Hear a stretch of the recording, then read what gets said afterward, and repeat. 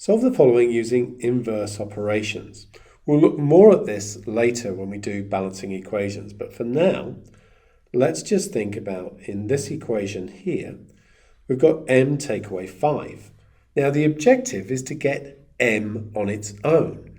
What's the opposite of subtracting 5? That's adding 5. So I'm going to do m take away 5, which we have there already, and then I'm going to add 5.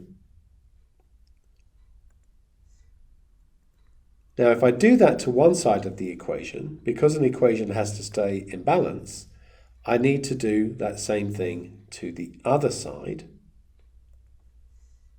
And then the minus 5 plus 5 just here, those are going to disappear because they're opposite operations. And that's going to leave us just with the m. And then I've got 15 plus 5 is 20. Now you've probably spotted immediately here that 20 take away 5 is 15, and therefore m is 20. But as I mentioned before, what we're trying to do is build up a method so that when we get an equation where we can't just see the answer, we have something that we can do.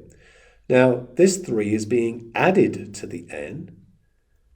The opposite of that would be to subtract 3. And then we have to do the same thing on the other side, like so. And then the 3 take away 3, that's going to disappear. And we end up with n is 13.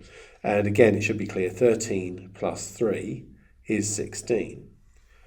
Now with this one, what's the opposite? The opposite of multiplying by 11 is to divide by 11.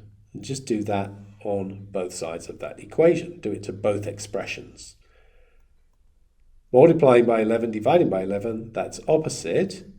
And so we get p. And 110 divided by 11 is 10.